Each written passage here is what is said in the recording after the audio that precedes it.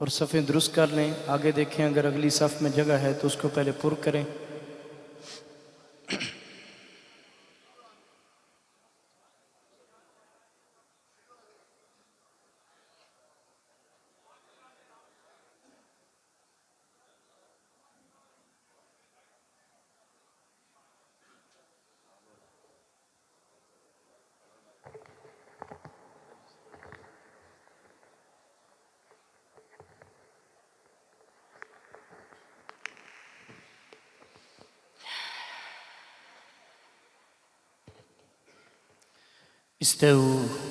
استووا واعتدلوا अक़ीमू सुफ़ूफ़कुम फ़इन्न तस्वियत सुफ़ूफ़ मिन तमाम الصलाह। मिल जाए, बराबर हो जाए, पाँव से पाँव, कंधे से कंधा अच्छी तरह मिला लें। मोबाइल फ़ोन बंद कर लें। अल्लाहु अकबर।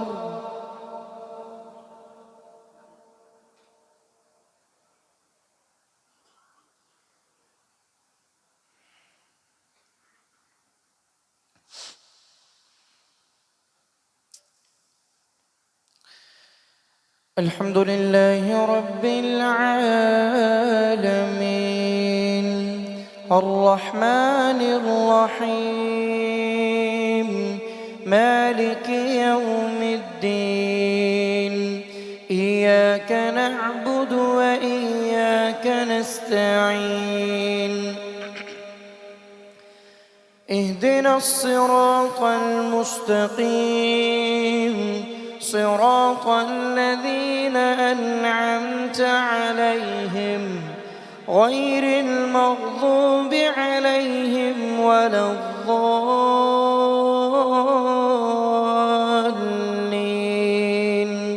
آمين.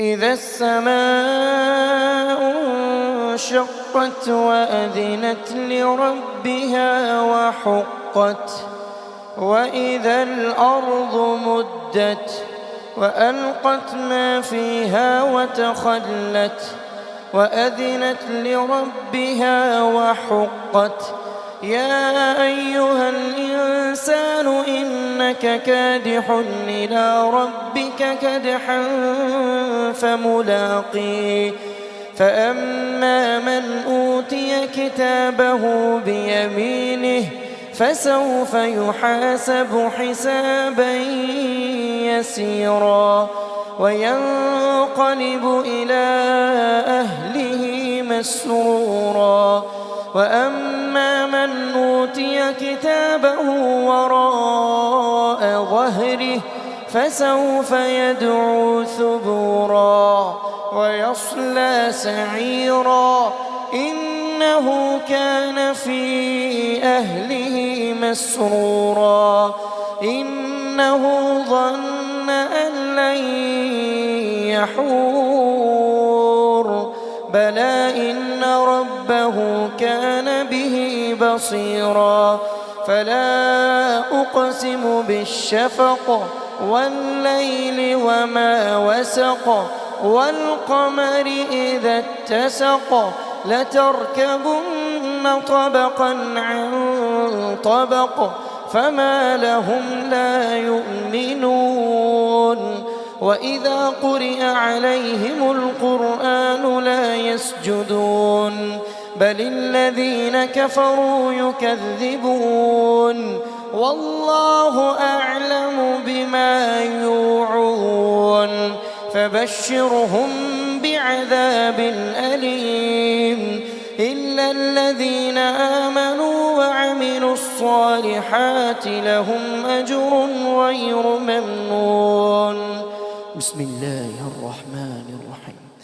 والسماء ذات البروج واليوم الموعود وشاهد ومشهود قتل أصحاب الأخدود النار ذات الوقود إذ هم عليها قعود وهم على ما يفعلون بالمؤمنين شهود وما نقموا منهم إلا أن يؤمنوا بالله العزيز الحميد الذي له ملك السماوات والأرض والله على كل شيء شهيد.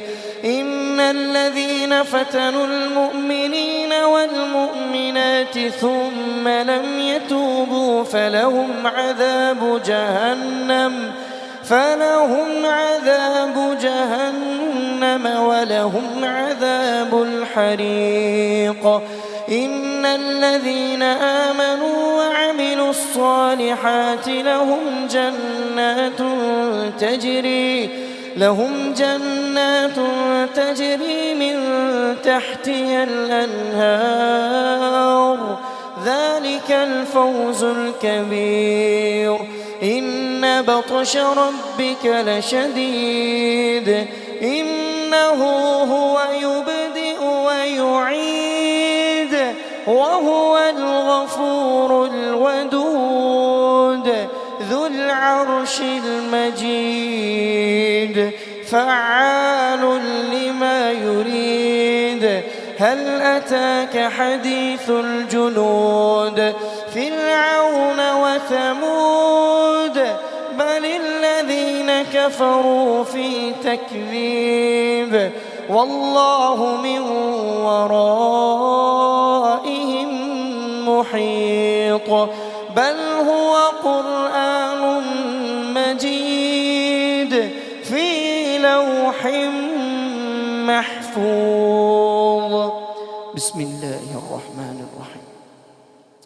والسماء والطارق وما أدراك ما الطارق النجم الثاقب.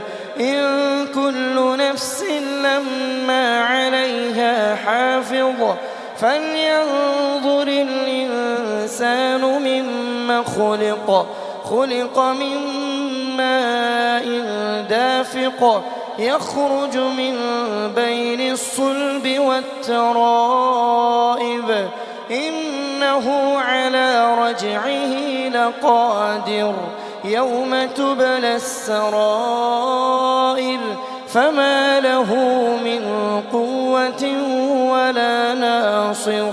والسماء ذات الرجع والأرض ذات الصدع إنه لقول فصل وما هو بالهزل. إنهم يكيدون كيدا وأكيد كيدا فمهل الكافرين أمهلهم رويدا. بسم الله الرحمن الرحيم. سبح اسم ربك الأعلى الذي خلق فسوى والذي قدر فهدى والذي أخرج المرعى فجعله غثاء نحوا.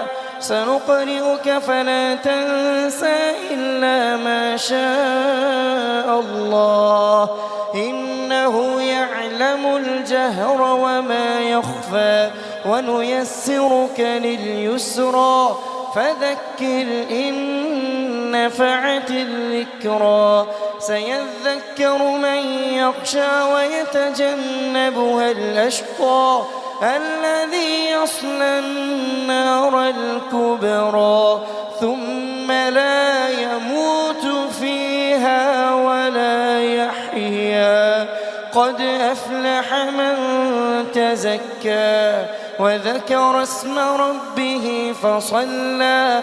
بل تؤثرون الحياة الدنيا والآخرة خير وأبقى.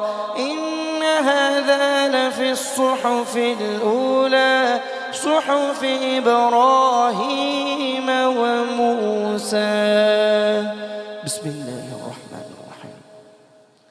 هل أتاك حديث الغاشية وجوه يومئذ خاشعة عاملة ناصبة تصلى نارا حامية تسقى من عين آنية ليس لهم طعام إلا من ضريع لا يسمن ولا يغني من جوع وجوه يومئذ ناعمة لسعيها راضية في جنة عالية لا تسمع فيها لاغية فيها عين جارية فيها سرر مرفوعة وأكواب موضوعة ونمارق مصفوفة وزرابي مبثوثة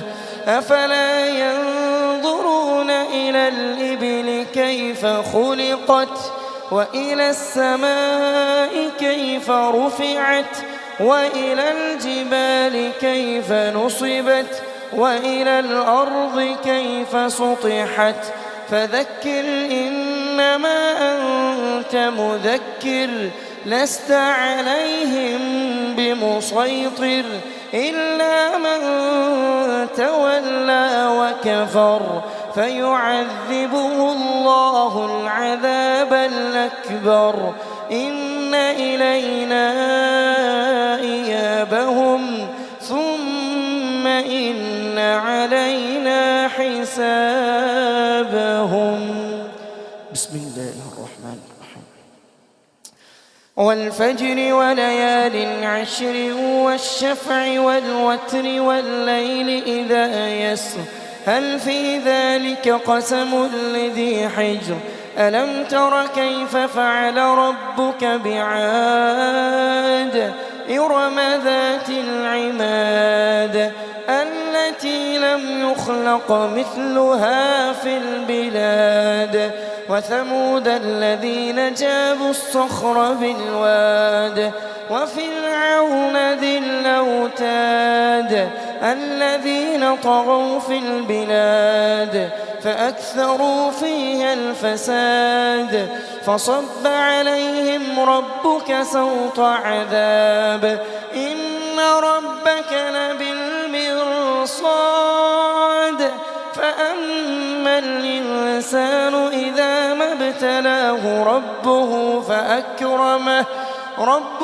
فأكرمه ونعمه فيقول ربي أكرمن وأما إذا ما ابتلاه فقدر عليه رزقه فيقول ربي أهانن كلا بل لا تكرمون اليتيم ولا تحاضون على طعام المسكين وتأكلون التراث أكلا لما وتحبون المال حبا جما كلا إذا دكت الأرض دكا دكا وجاء ربك والملك صفا صفا وجيء يومئذ بجهنم يومئذ يتذكر الإنسان وأنى له الذكرى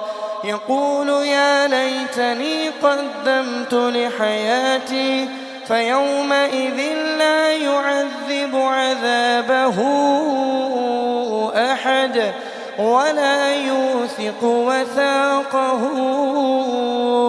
أحد يا أيتها النفس المطمئنة ارجعي إلى ربك راضية مرضية فادخلي في عبادي وادخلي جنتي. الله أكبر.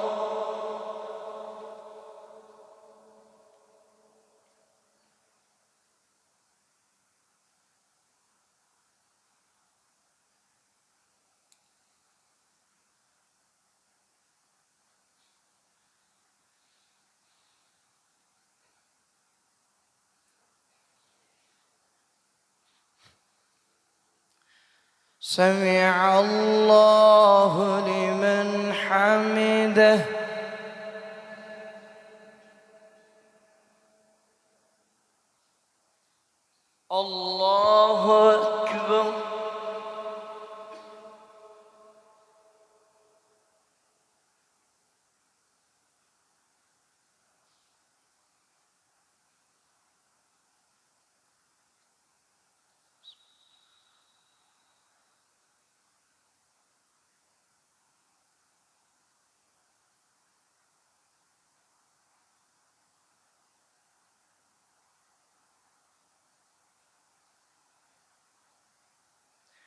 الله أكبر.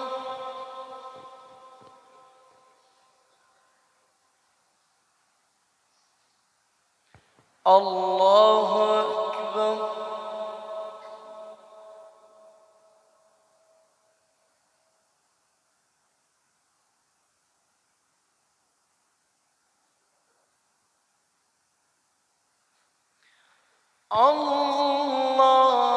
الله أكبر.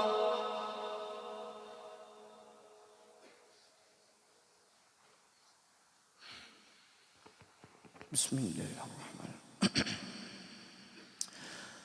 الحمد لله رب العالمين الرحمن الرحيم مالك يوم الدين إياك نعبد وإياك نستعين اهدنا الصراط المستقيم صراط الذين أنعمت عليهم غير المغضوب عليهم ولا الضالين آمين. بسم الله. الرحمن علم القرآن خلق الإنسان علمه البيان الشمس والقمر بحسبان والنجم والشجر يسجدان والسماء رفعها ووضع الميزان ألا تطغوا في الميزان وأقيموا الوزن بالقسط ولا تخسروا الميزان والأرض وضعها للأنام فيها فاكهة والنخل ذات الأكمام والحب ذو العصف والريحان فبأي آلاء ربكما تكذبان خلق الإنسان من صلصال كالفخار وخلق الجان من مارج من نار فبأي آلاء ربكما تكذبان رب المشرقين ورب المغربين فبأي آلاء ربكما تكذبان مرج البحرين يلتقيان بينهما برزخ لا يبغيان فبأي آلاء ربكما تكذبان يخرج منهما اللؤلؤ والمرجان فبأي آلاء ربكما تكذبان يخرج منهما اللؤلؤ والمرجان فبأي آلاء ربكما تكذبان وله والجوار المنشآت في البحر كالأعلام فبأي آلاء ربكما تكذبان كل من عليها فان كل من عليها فان ويبقى وجه ربك ذو الجلال والإكرام فبأي آلاء ربكما تكذبان يسأله من في السماوات والأرض كل يوم هو في شأن فبأي آلاء ربكما تكذبان سنفرغ لكم أيها الثقلان فبأي آلاء ربكما تكذبان يا معشر الجن والإنس إن استطعتم أن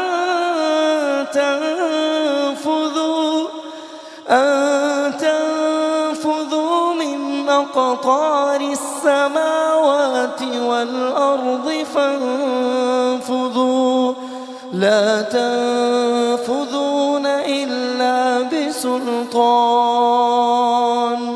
فبأي آلاء ربكما تكذبان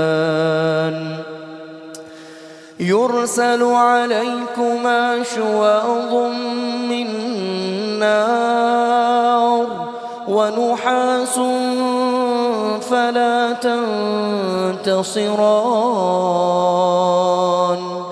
فبأي آلاء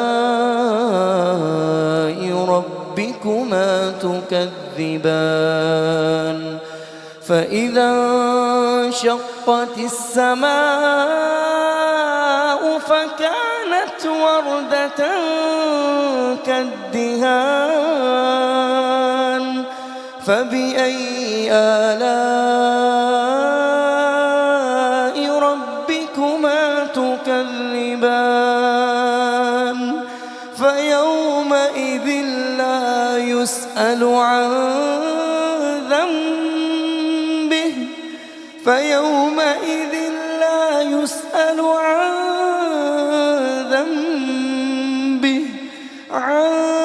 ذنبه إنس ولا جان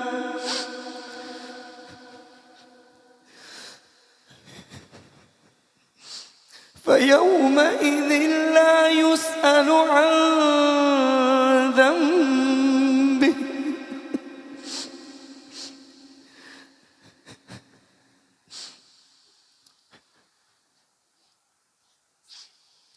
فيومئذ لا يسأل عن ذنبه إنس ولا جان فبأي آلاء ربكما تكذبان يعرف المجرمون بسيماهم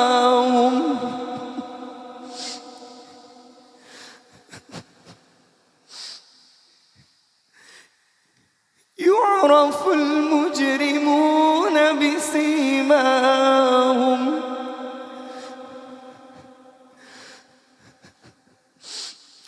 يعرف المجرمون بسيماهم فيؤخذ بالنواصي والأقدام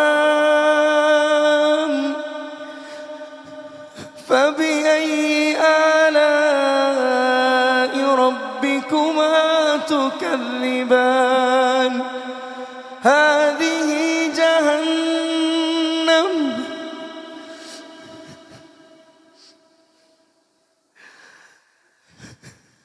هذه جهنم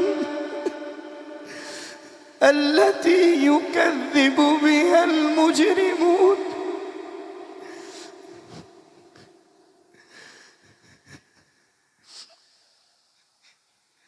هذه جهنم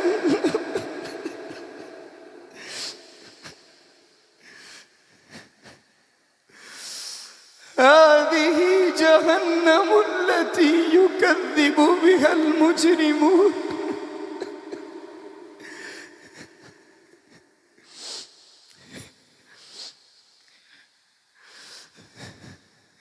يطوفون بينها وبين حميم آن فبأي آلاء ربكما تكذبان ولمن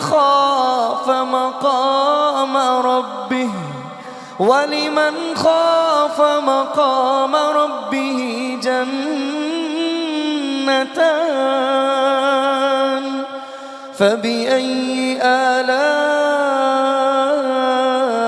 ربكما تكذبان ذواتا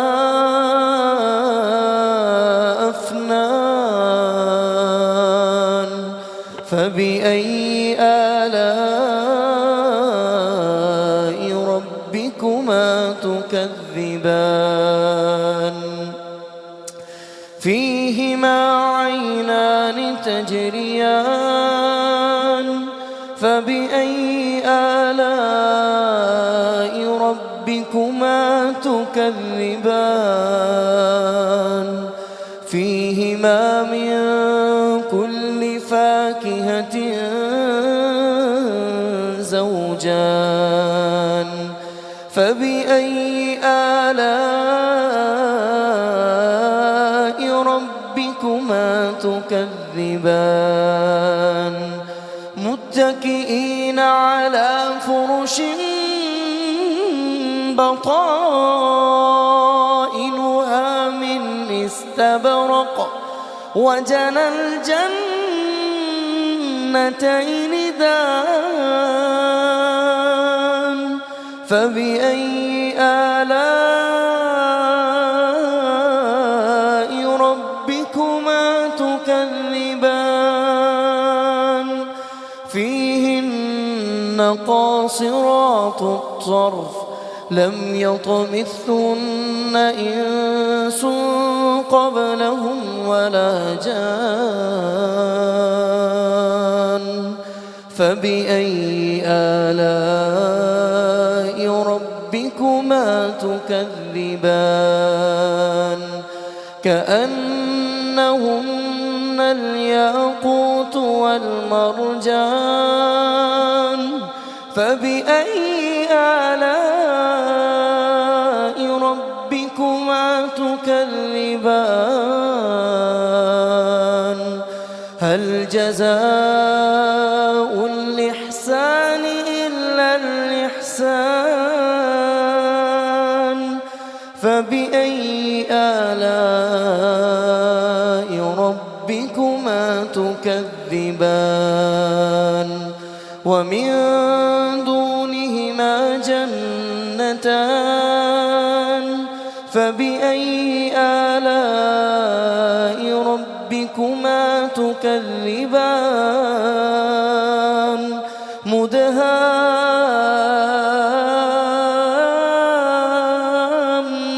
مدهامتان فبأي آلاء ربكما تكذبان فيهما عينان نضاختان فبأي آلاء ربكما تكذبان فيهما فاكهة ونخل ورمان فبأي آلاء ربكما تكذبان فيهن خيرات حسان فبأي آلاء ربكما تكذبان حور مقصورات في الخيام فبأي آلاء ربكما تكذبان لم يطمثهن إنس قبلهم ولا جان فبأي آلاء ربكما تكذبان متكئين على رفرف خضر وعبقري حسان فبأي آلاء ربكما تكذبان تبارك اسم ربك ذي الجلال والإكرام الله أكبر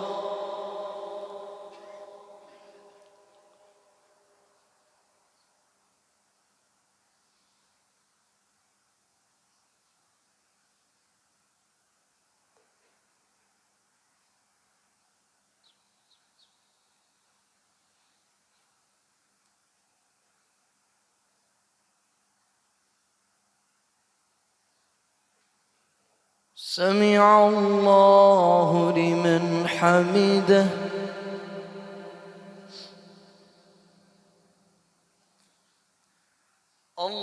الله أكبر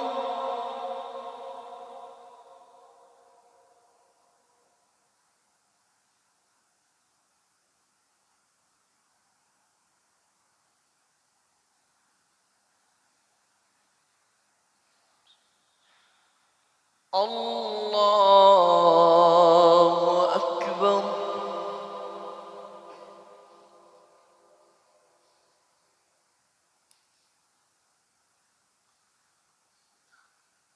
الله أكبر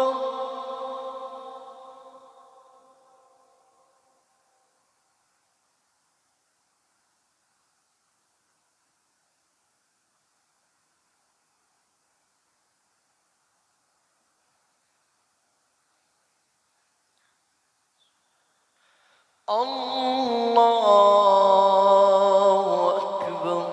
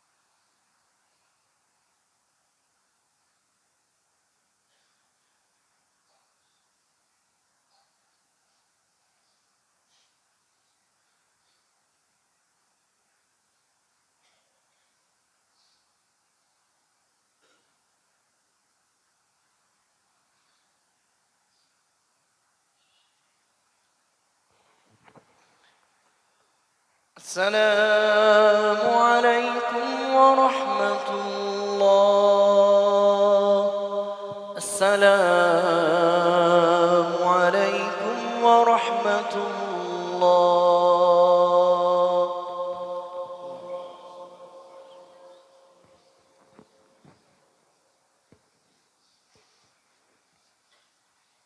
अभी इंशाल्लाह वक्फा नहीं होगा अभी 2 रकते हम पढ़ेंगे इसके बाद 10 मिनट का दरस कुरान होगा इंशाल्लाह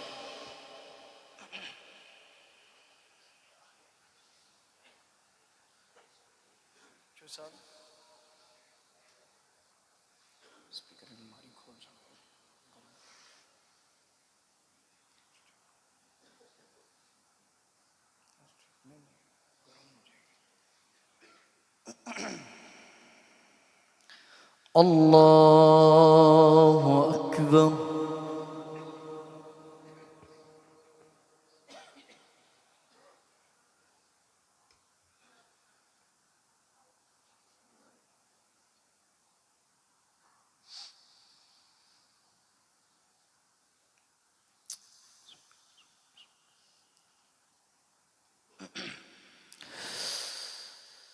الحمد لله رب العالمين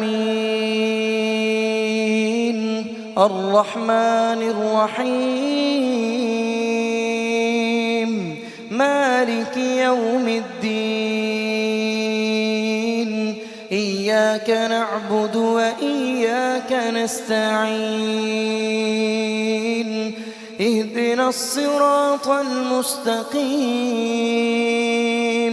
صراط الذين أنعمت عليهم غير المغضوب عليهم ولا الضالين آمين.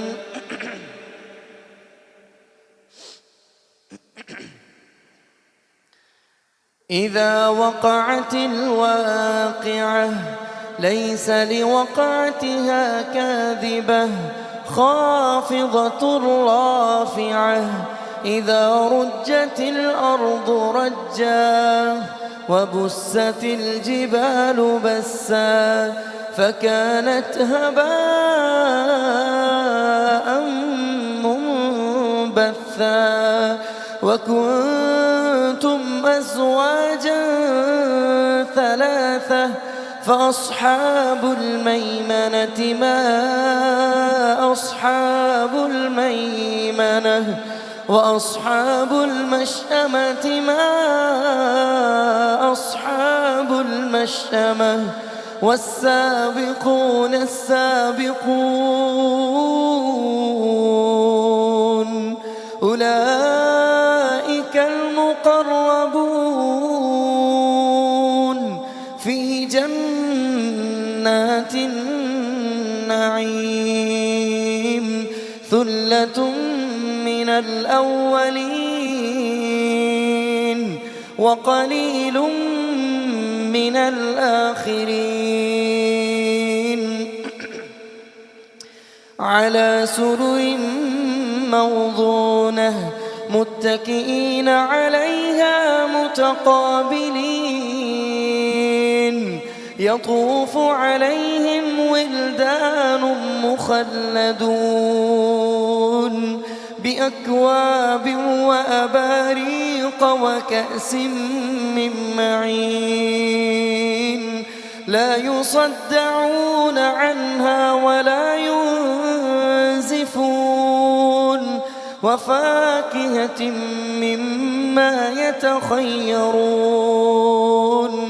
ولحم طير مما يشتهون وحور عين كأمثال اللؤلؤ المكنون جزاء بما كانوا يعملون لا يسمعون فيها لغوا ولا تأثيما إلا قيلا سلاما سلاما وأصحاب اليمين ما أصحاب اليمين في سدر مخضود وطلح منضود وظل ممدود وماء مسكوب وفاكهة كثيرة لا مقطوعة ولا ممنوعة وفرش مرفوعة إنا أنشأناهن إنشاء فجعلناهن أبكارا عربا أترابا لأصحاب اليمين ثلة ثلة من الأولين وثلة من الآخرين. وأصحاب الشمال ما أصحاب الشمال في سموم وحميم وظل من يحموم لا بارد ولا كريم. إنهم كانوا قبل ذلك مترفين وكانوا يصرون على الحنث العظيم وكانوا يقولون أإذا متنا وكنا ترابا وعظاما أإنا لمبعوثون أو آباؤنا الأولون قل إن الأولين والآخرين لمجموعون إلى ميقات يوم معلوم ثم إنكم أيها الضالون المكذبون لآكلون من شجر من زقوم فمالئون منها البطون فشاربون عليه من الحميم فشاربون شرب الهيم هذا نزلهم يوم الدين نحن خلقناكم فلولا تصدقون أفرأيتم ما تمنون أأنتم تخلقونه أم نحن الخالقون نحن قدرنا بينكم الموت وما نحن بمسبوقين على أن نبدل أمثالكم وننشئكم فيما لا تعلمون ولقد علمتم النشأة الأولى فلولا تذكرون أفرأيتم ما تحرثون أأنتم تزرعونه أم نحن الزارعون لو نشاء لجعلناه حطاما فظلتم تفكهون إنا لمغرمون بل نحن محرومون أفرأيتم الماء الذي تشربون أأنتم أنزلتموه من المزن أم نحن المنزلون لو نشاء جعلناه أجاجا فلولا تشكرون أفرأيتم النار التي تورون أأنتم أنشأتم شجرتها أم نحن المنشئون نحن جعلناها تذكرة ومتاعا للمقوين فسبح باسم ربك العظيم.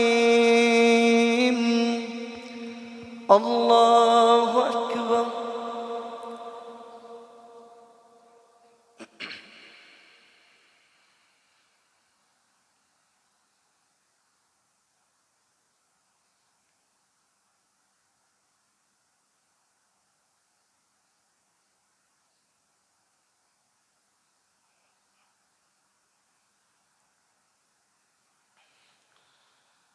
سمع الله لمن حمده.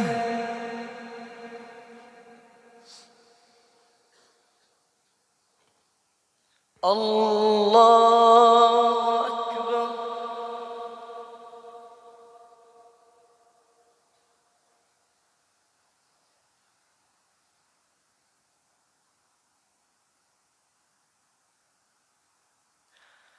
الله أكبر.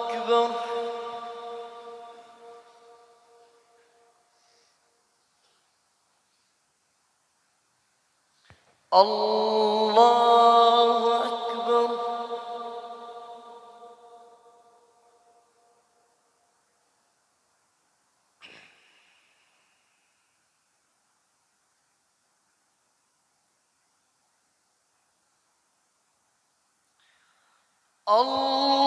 الله أكبر.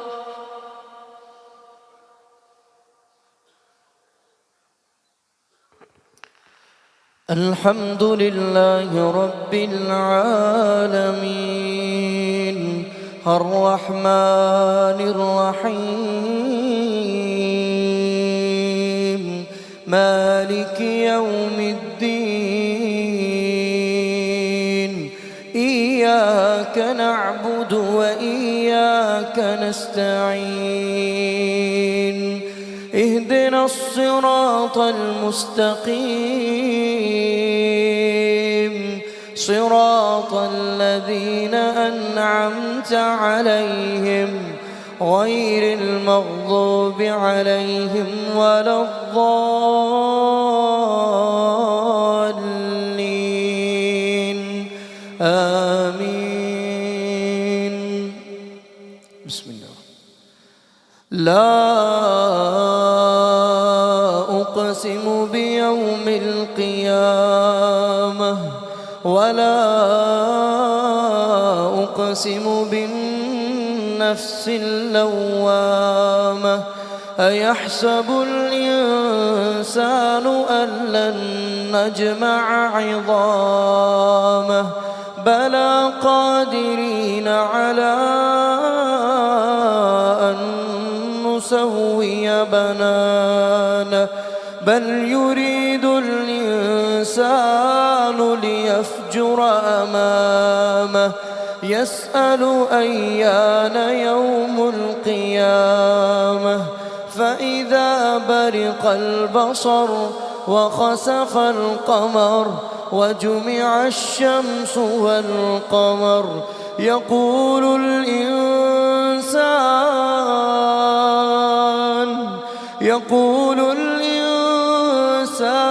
يومئذ أين المفر كلا لا وزر إلى ربك يومئذ المستقر ينبأ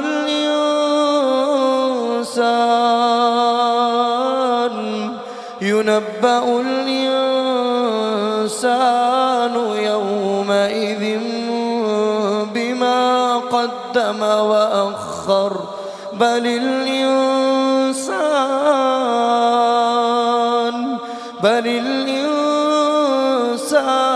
على نفسه بصيرة ولو ألقى معاذيره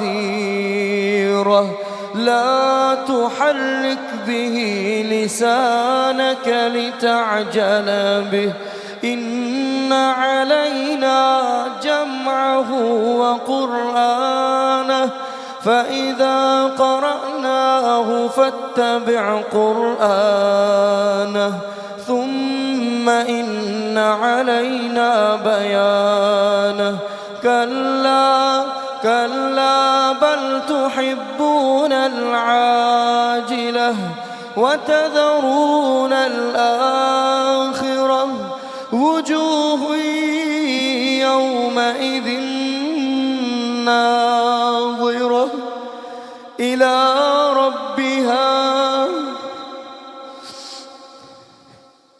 وجوه يومئذ ناظرة إلى ربها ناظرة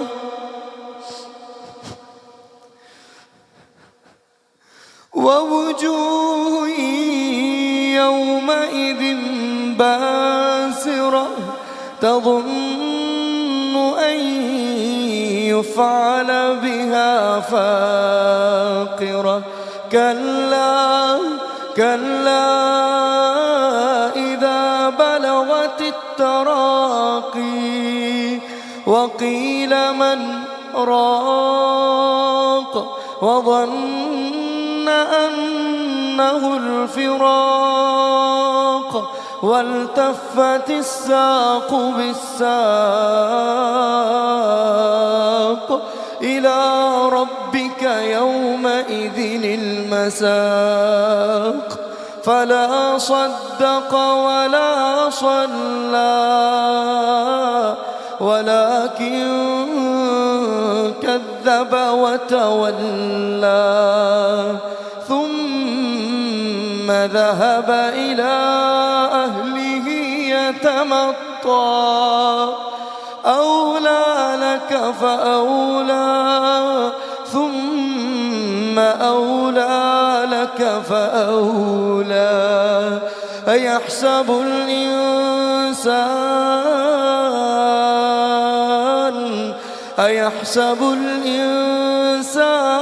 أن يترك سدى ألم يك نطفة من مني يمنى ثم كان علقة فخلق فسوى فجعل منه الزوجين الذكر والأنثى أليس ذلك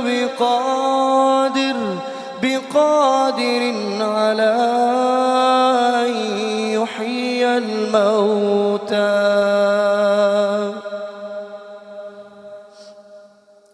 الله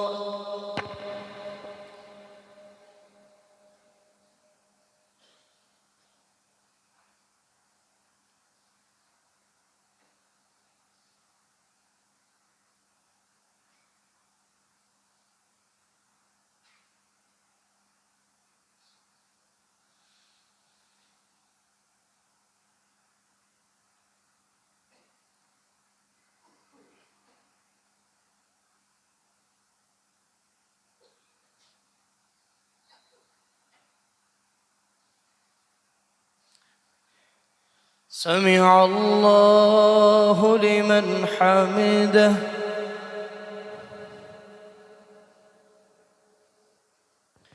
الله أكبر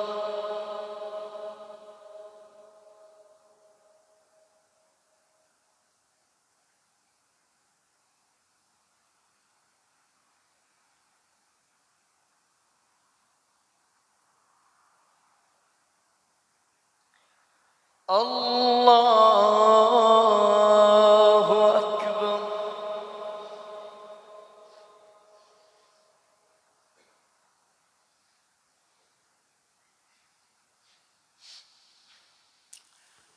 الله أكبر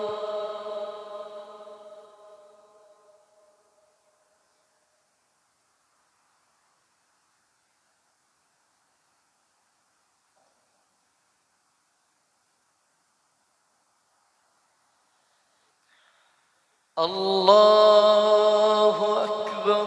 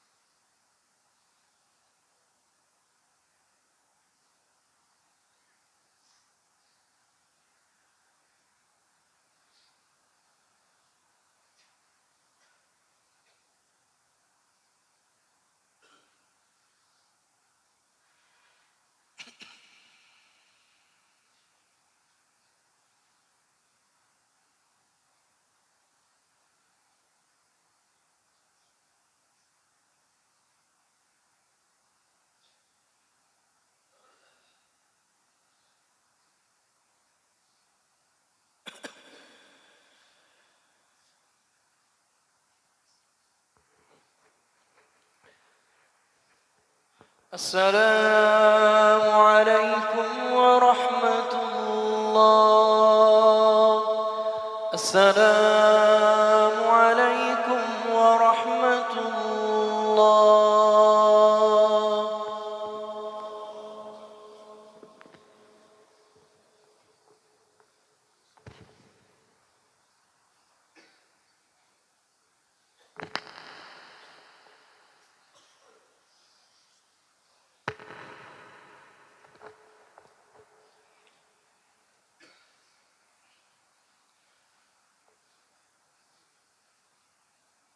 بسم اللہ والصلاة والسلام علی رسول اللہ،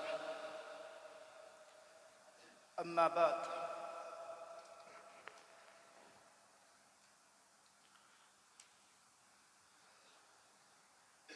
پورے سال کی جتنی بھی راتیں ہیں وہ ساری راتیں مل جائیں تو رمضان کی 30 راتوں کا مقابلہ نہیں کر سکتی،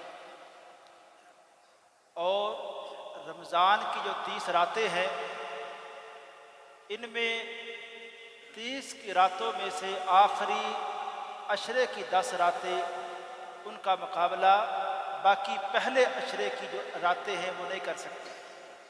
آخری عشرے میں پھر وہ جو 5 طاق راتیں ہیں ان کی عظمت کا کوئی مقابلہ نہیں ہے، اور ان 5 طاق راتوں میں پھر جو لیلۃ القدر ہے اس کی عظمت کا کوئی مقابلہ نہیں ہے۔ حضرت قاری صاحب نے جو 4 رکعتوں میں قرآن پاک کی تلاوت کی ہے، کیا ہی وہ پیارا اور دلوں کو چھو لینے والا وہ منظر، اور قیامت کے حالات، جنت کے مناظر، اور سورہ الرحمن کے اندر جب تلاوت ہو رہی تھی، یہ صورت بھی ایسی خوبصورت صورت ہے کہ اس کا مضمون ہم 3 حصوں میں تقسیم کر سکتے ہیں۔ پہلے رکوع میں اللہ تعالیٰ نے اپنی قدرت کے وہ مظاہر بتائے کہ میں کون ہوں، میری طاقت پاور کیا ہے۔ پھر وہ لوگوں کے سامنے اپنی نعمتیں رکھی کہ اے لوگوں، میں نے تمہارے لیے کیا کیا چیزیں پیدا کی ہیں۔ اس کے بعد رب تعالیٰ نے مضمون یہ شروع کیا کہ جو لوگ ان نعمتوں کی ناشکری کریں گے، پھر ایک دن آئے گا، اس دن جب ہم پوچھیں گے تو کیا صورتحال ہوگی۔ فرمایا یرسل علیکم شواظ من نار، ہر طرف سے اس ناشکر ظالم پر آگ کے انگارے برسیں گے، اور اس دن پھر ان کی مدد کے لیے کوئی نہیں آئے گا۔ اور پھر اس دن وہ جو منظر ہے فَيَوْمَئِذٍ لَا يُسْأَلُ عَنْ ذَنْبِهِ انس ولا جان۔ اس دن آیت کا ترجمہ ذرا توجہ سے آپ سنیں، اس دن انسان کے اور جن کے گناہوں کے بارے میں پوچھا ہی نہیں جائے گا۔ آپ ترجمے پہ ذرا دوبارہ غور کریں، اس دن انسان اور جن کے گناہ کے بارے میں سوال نہیں کیا جائے گا، بلکہ ہوگا یہ یعرف المجرمون بسیماہم فیؤخذ بالنواصی والاقدام۔ اس دن جب مجرم آ رہا ہوگا، پیشانی سے پہچان لیا جائے گا کہ یہ مجرم آ رہا ہے۔ اس دن ہم پوچھ کے نہیں بتائیں گے کہ یہ مجرم ہے، بلکہ اس دن یہ پیشانی کے بالوں سے مجرم کو پکڑا ہوگا اور اس کے قدموں کو اس طرح باندھ دیا گیا ہوگا، اور اس دن حشر کے میدان میں اس کو لایا جائے گا۔ یہ سورہ الرحمن کا مضمون ہے، اور ان سورہ الرحمن کے اس مضمون میں پھر یہ آیتیں انسان کو ہلا دیتی ہیں۔ فَبِأَيِّ آلَاءِ رَبِّكُمَا تُكَذِّبَانِ۔ پہلے تو یہ نعمتیں بیان ہو رہی تھیں، اللہ نے کہا یہ نعمتیں ہیں، ان نعمتوں میں سے کس کا انکار کرو گے۔ اب اللہ فرما رہے ہیں کہ انسان اور جن سے اس کے گناہ کے بارے میں پوچھا ہی نہیں جائے گا۔ فَبِأَيِّ آلَاءِ رَبِّكُمَا تُكَذِّبَانِ۔ اب ترجمہ میں اس کے مطابق ایسے کرتا ہوں، اللہ کہہ رہے ہیں اس دن ہر طرف سے اس مجرم کے اوپر آگ کے انگارے برسیں گے، نہ اس کی مدد کی جائے گی، اور اس دن جن اور انسان سے کوئی گناہ کے بارے میں پوچھا نہیں جائے گا، بلکہ اس کی پیشانی سے اس کو پکڑ کے جب لایا جائے گا تو پتہ چل جائے گا یہ مجرم آ رہا ہے۔ فَبِأَيِّ آلَاءِ رَبِّكُمَا تُكَذِّبَانِ۔ اے انسان، تیرے سامنے اس دن کے آنے سے پہلے یہ صورتحال ہم نے جو ساری واضح کر دی ہے، اللہ کی کس کس نعمت کا انکار کرو۔ اللہ نے تو ایک ایک اس دن کی جو عدالت کے جو فیصلے ہیں اور سوالات ہیں، اللہ تعالیٰ نے کھول کے بیان کیے ہیں۔ اور پھر اگلی آیت دیکھیں، ہٰذِہِ جہنم التی یکذب بہا المجرمون۔ مجرم سے کہا جائے گا یہ ہے وہ جہنم جس کا مجرم لوگ انکار کرتے تھے۔ دنیا میں جب اس کی بات ہوتی تھی مذاق اڑاتے تھے، اور اس کے بعد سورہ واقعہ کے آغاز میں کیا منظر کھینچا گیا، اذا وقعت الواقعہ، وہ واقع ہونے والی قیامت جب واقع ہو جائے گی، لیس لوقعتها کاذبہ، لوگوں اس قیامت کا واقع ہو جانا جھوٹ نہیں ہے، اس قیامت آنی ہے۔ اس قیامت کے آنے میں کوئی ایسی بات نہیں کہ لوگ اس کا انکار کر سکیں۔ پھر قاری صاحب نے جو آخری رکعت سورہ قیامہ کی تلاوت کی، میں صرف ترجمہ کرتا جاتا ہوں تاکہ آپ کو اندازہ ہو کہ یہ سورت ہمارے دلوں کا جو زنگ ہے کیسے اتارتی ہے۔ اللہ فرماتے ہیں قیامت کے دن کی میں قسم اٹھاتا ہوں، انسان کے نفس لوامہ جو انسان کو گناہ کے بعد ملامت کرتا ہے، میں اس کی قسم اٹھاتا ہوں۔ اَيَحْسَبُ الْإِنسَانُ أَلَّن نَجْمَعَ عِظَامَهُ، انسان کیا گمان کرتا ہے کہ ہم اس کی ہڈیوں کو جمع نہیں کریں گے؟ بلا قادرین علی ان نسوی بنانا، یہ ہڈیوں کی بات کرتا ہے، ہم تو اس کے پوروں کو جمع کرنے پہ قادر ہیں، یہ ہڈیوں کی بات کرتا ہے۔ اور بل یرید الانسان لیفجر امامہ، یہ انسان قیامت کا منکر اس لیے ہوتا ہے کہ یہ دنیا میں اپنی آزادانہ زندگی گزارنا چاہتا ہے، یہ کہتا ہے کہ کوئی عدالت اس دن کی جواب دہی کے بارے میں مجھے ڈرایا نہ جائے۔ اور پھر یسأل ایان یوم القیامہ، مذاق کرتے ہوئے کہتے ہیں قیامت اصل میں آئے گی کب؟ اللہ فرماتے ہیں پیغمبر ذرا ان کو پھر بتائیے کہ قیامت کب آئے گی، اس کی علامتیں اور اس کا منظر کیا ہوگا۔ فَإِذَا بَرِقَ الْبَصَرُ، جب اس کو دیکھ کے آنکھیں پھٹی کی پھٹی رہ جائیں گی اس کے خوف سے۔ وَخَسَفَ الْقَمَرُ، چاند گر جائے گا۔ جُمِعَ الشَّمْسُ وَالْقَمَرُ، سورج اور چاند اکٹھے ہو جائیں گے۔ اور اس دن کیا منظر ہوگا، اس آیت کو ذرا آپ سنیں۔ یقول الانسان یومئذ این المفر، اس دن انسان کہے گا آج بھاگنے کی جگہ کدھر ہے؟ این المفر، آج بھاگنے کی جگہ کدھر ہے؟ یہ وہ قرآن ہے جس کو ہم صرف سواد کی کتاب سمجھتے ہیں، یہ کس طرح ہماری یعنی ایسے ذہنوں کو لگتا ہے اور ہمیں سوچنے پہ مجبور کر دیتا ہے۔ فرمایا کلا لا وزر، اللہ خود جواب دے رہے ہیں، انسان آج بھاگنے کی کوئی جگہ نہیں، چھپنے کی پناہ لینے کی کوئی جگہ نہیں ہے، بلکہ آج تو تیرے رب کے پاس سب نے اکٹھے ہو جانا ہے۔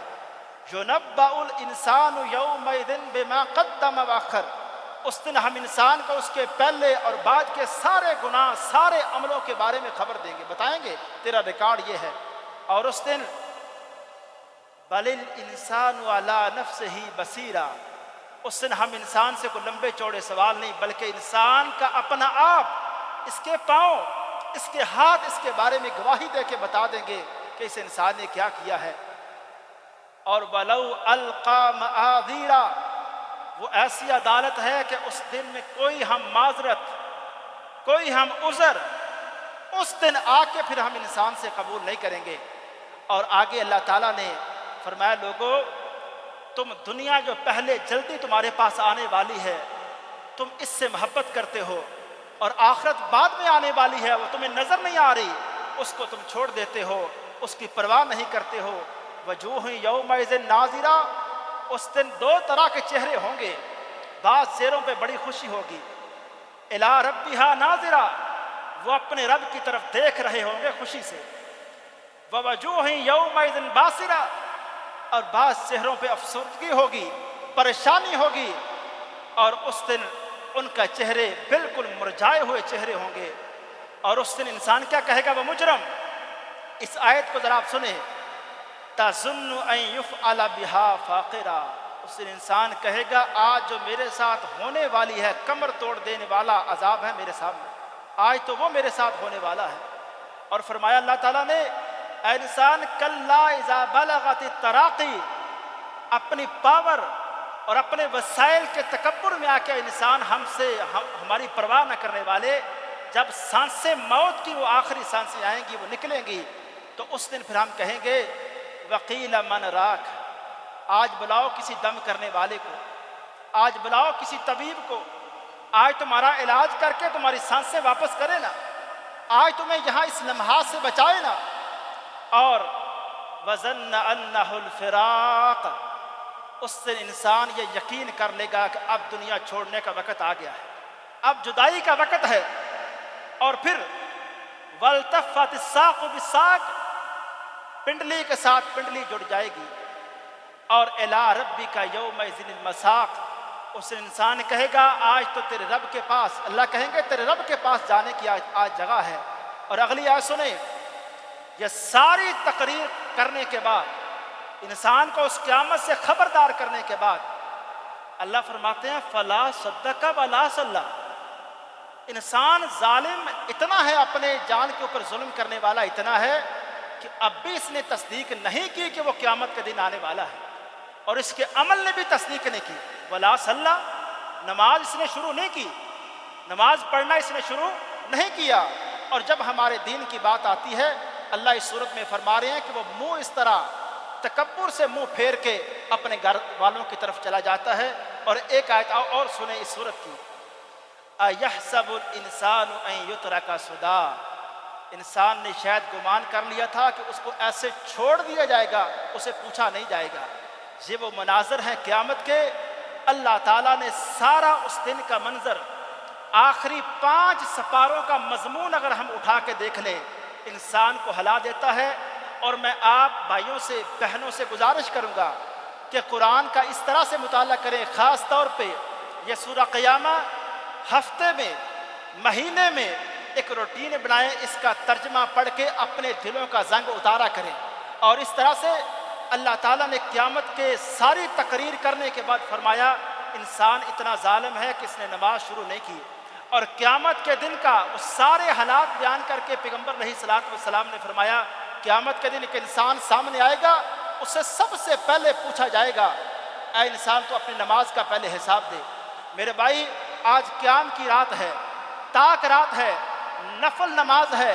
آج نفل نمازوں میں لوگوں کا ذوق اور شوق دیکھیں، میری ماؤں بہنوں کا ذوق اور شوق دیکھیں۔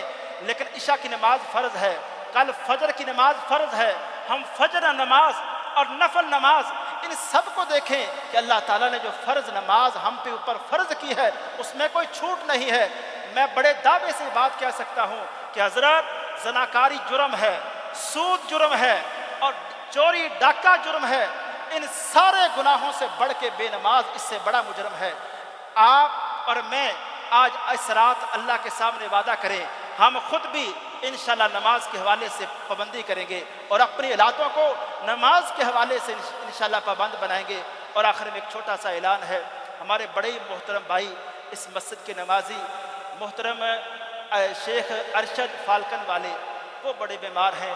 اللہ تعالیٰ سے ہم دعا کرتے ہیں، گزارش کرتے ہیں کہ اللہ یہ تاک رات ہے اور یہ بڑی عظمت والی رات ہے، یا اللہ ہمارے اس بھائی کو صحت عاجلہ کاملہ عطا فرما، اور سارے جتنے بھی بیمار ہیں قاری صاحب وطروں کے اندر ان سب کے لیے دعا فرمائیں گے۔ اللہ سارے جو بھی مرد، عورتیں، بچے، بوڑھے، جتنے بھی مسلمان بیمار ہیں اللہ تعالیٰ ان کو صحت عاجلہ کاملہ عطا فرمائے۔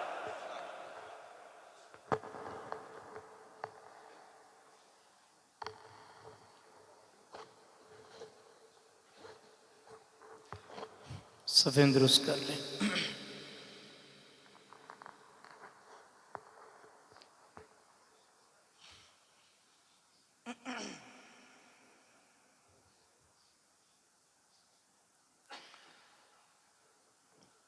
اللہ اکبر۔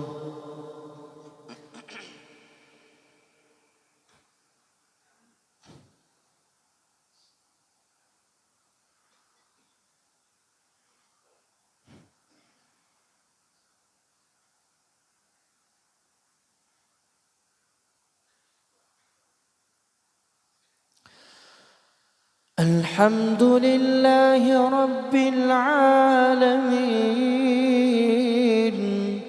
الرحمن الرحيم مالك يوم الدين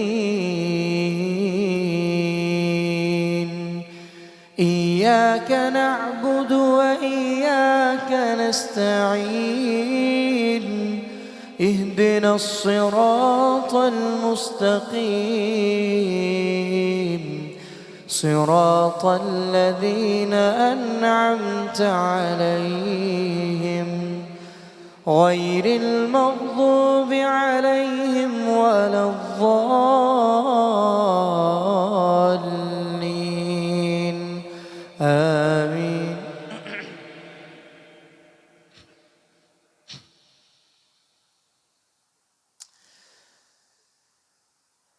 ويقول الإنسان أإذا ما مت لسوف أخرج حيا أولا يذكر الإنسان أنا خلقناه من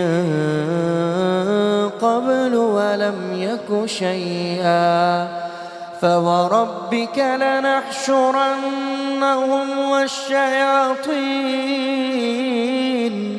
ثم لنحضرنهم حول جهنم جثيا ثم لننزعن من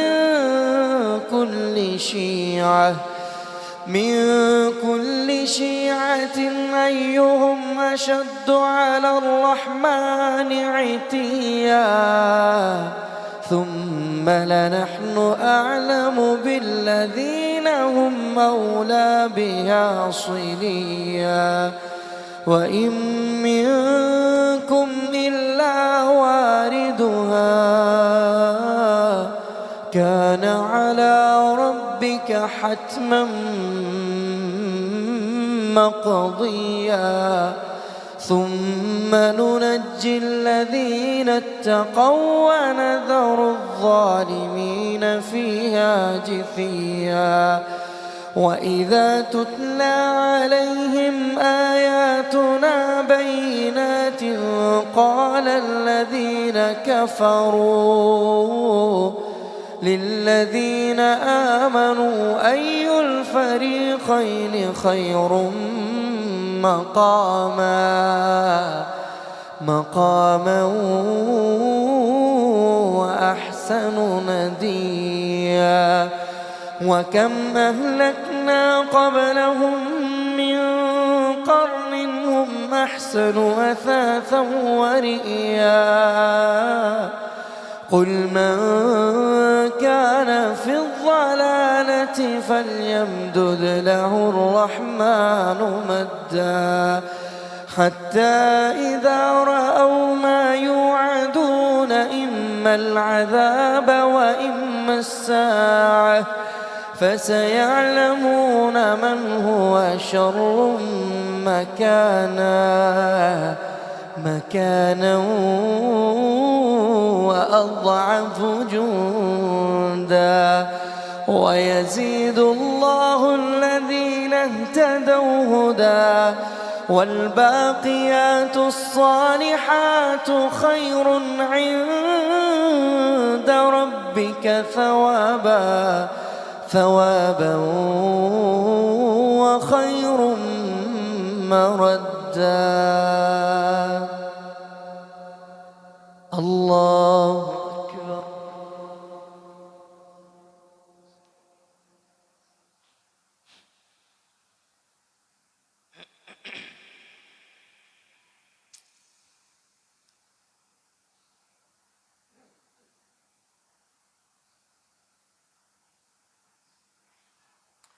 سمع الله لمن حمده.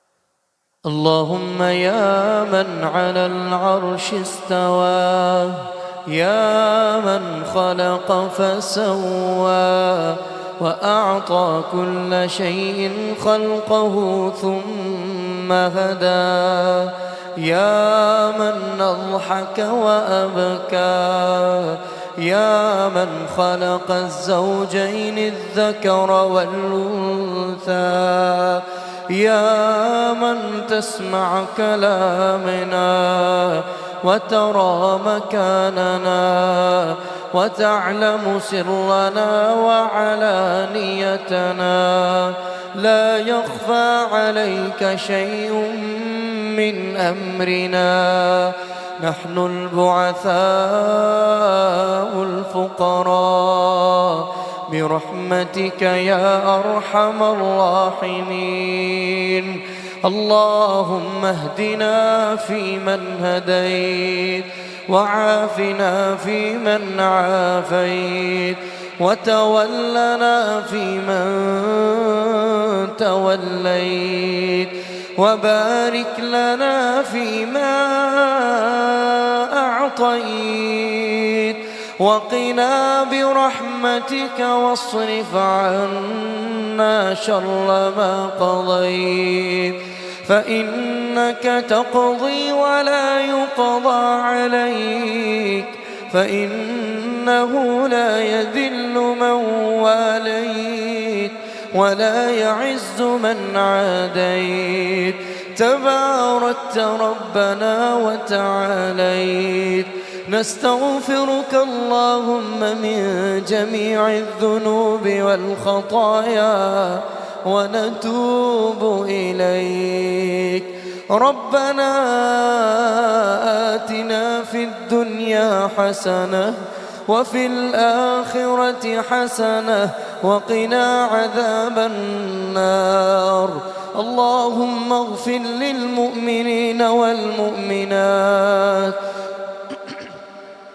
والمسلمين والمسلمات، وألف بين قلوبهم وأصلح ذات بينهم، وانصرهم على عدوك وعدوهم.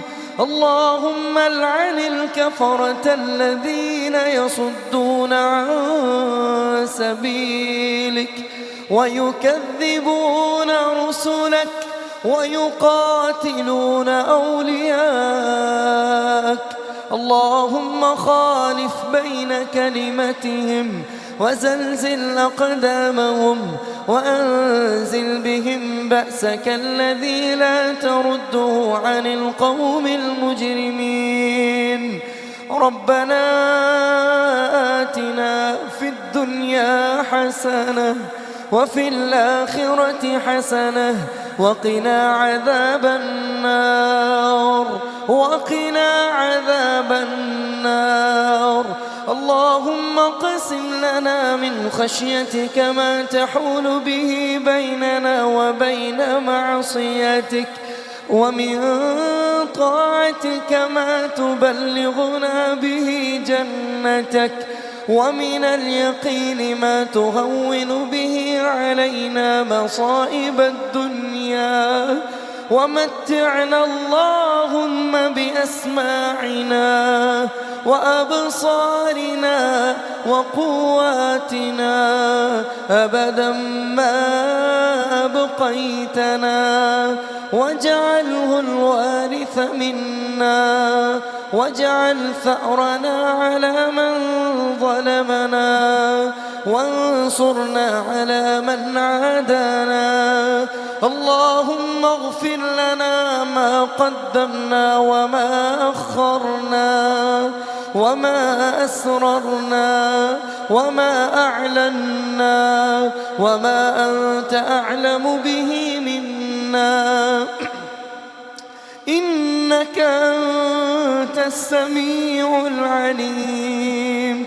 اللهم لا تدع لنا ذنبا إلا غفرته، ولا هما إلا فرجته، ولا كربا إلا نفسته، ولا دينا إلا قضيته، ولا مريضا إلا شفيته، ولا ميتا إلا رحمته. اللهم إنا نجعلك في نحورهم ونعوذ بك من شرورهم. ربنا لا تؤاخذنا إن نسينا أو أخطأنا، ربنا ولا تحمل علينا إصرا كما حملته على الذين من قبلنا. ربنا ولا تحملنا ما لا طاقة لنا به، واعف عنا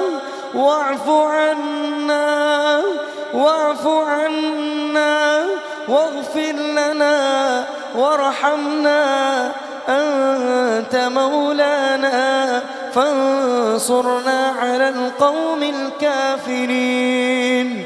فانصرنا على القوم الكافرين.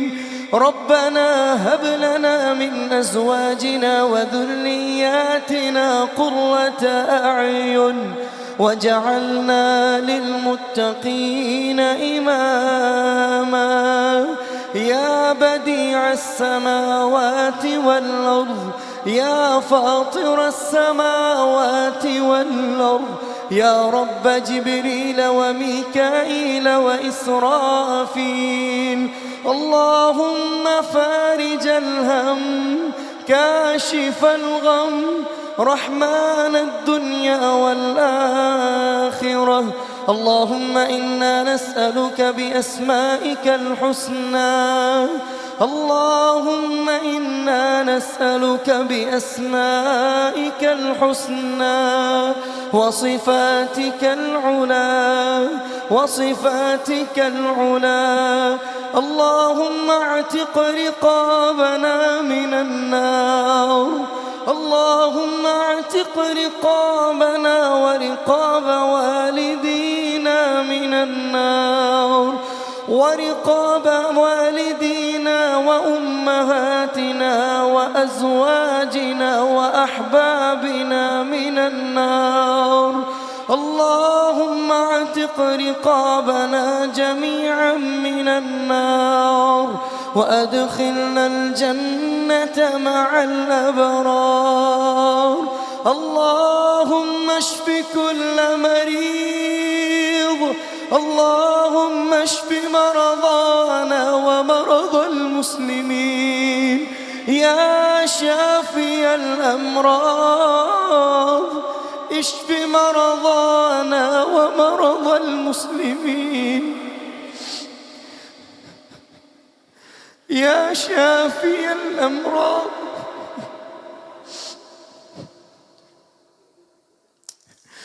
اشف مرضانا ومرضى المسلمين يا قاضي الحاجات، اقض حاجاتنا وحاجات المسلمين. اللهم اغفر لنا قبل الموت،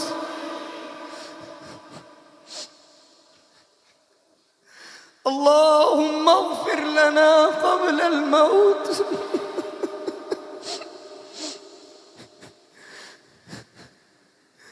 وارحم لنا عند الموت، ولا تعذبنا بعد الموت، ولا تحاسبنا يوم القيامة. اللهم إنا نسألك الجنة الفردوس،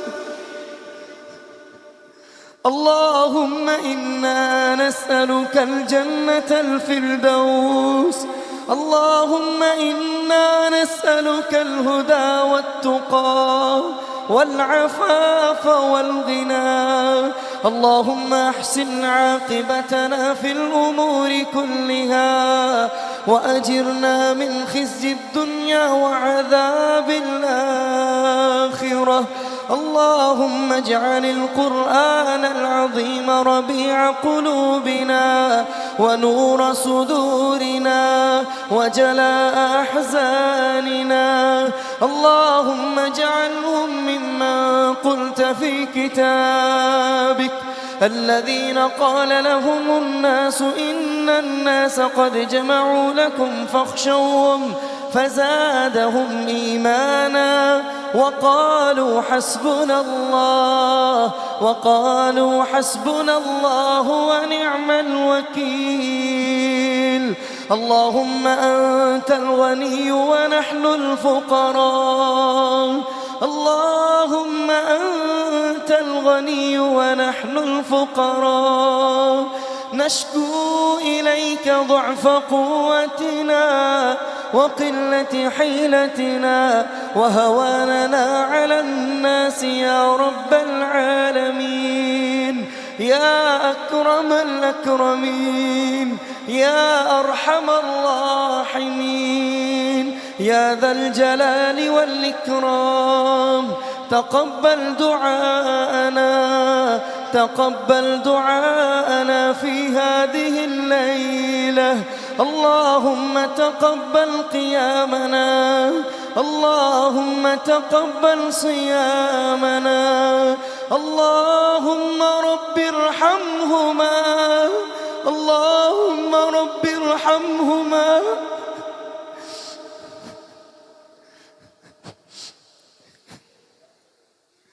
اللهم رب ارحمهما كما ربياني صغيرا.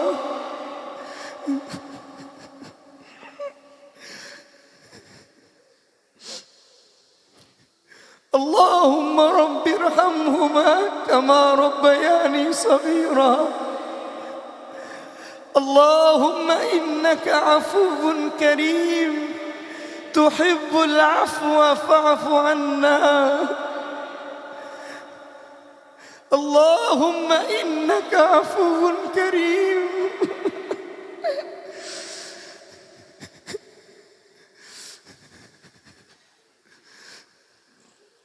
تحب العفو فاعف عنا. اللهم إنك عفو كريم تحب العفو فاعف عنا.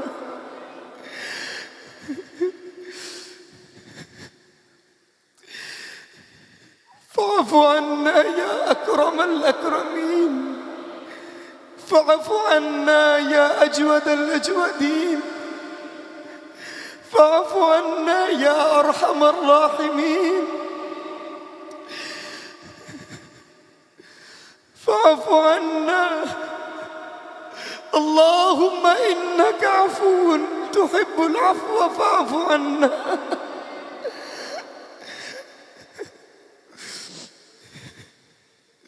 ربنا فاغفر لنا ذنوبنا وإسرافنا في أمرنا وثبت أقدامنا وانصرنا على القوم الكافرين. ربنا فاغفر لنا ذنوبنا وكفر عنا سيئاتنا وتوفنا مع الأبرار. ربنا وآتنا ما وعدتنا على رسلك ولا تخزنا يوم القيامة، ولا تخزنا يوم القيامة إنك لا تخلف الميعاد.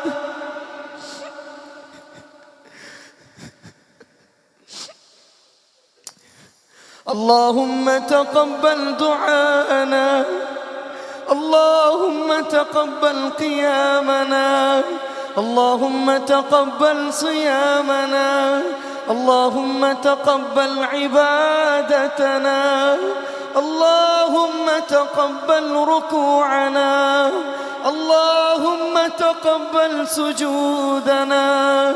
اللهم انصر المسلمين في كل مكان، اللهم انصر المسلمين في فلسطين، اللهم أعز الإسلام والمسلمين وأذل الشرك والمشركين. اللهم دمر أعداء الدين، واللهم أهلك الظالمين بالظالمين، اللهم أهلك الظالمين بالظالمين. اللهم انصر المسلمين في كشمير وفي العراق وفي شام وفي كل مكان. اللهم احفظ بلاد المسلمين، اللهم تقبل دعاءنا، اللهم تقبل دعاءنا. وصلى الله تعالى على خير خلقه محمد وعلى آله وأصحابه أجمعين برحمتك يا أرحم الراحمين. الله أكبر.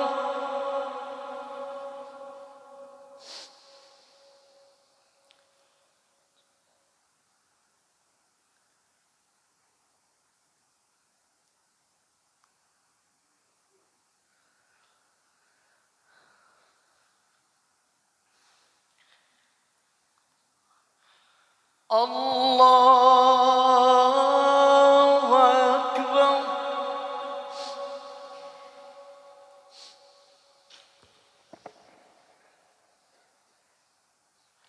الله أكبر.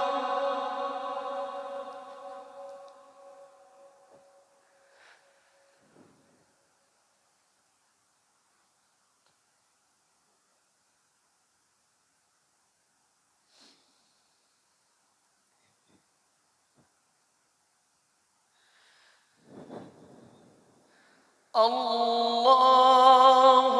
أكبر.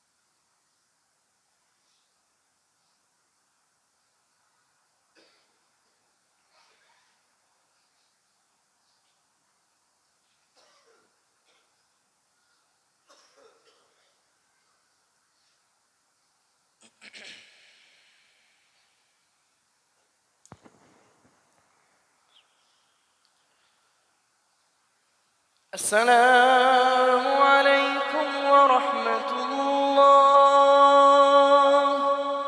السلام عليكم ورحمة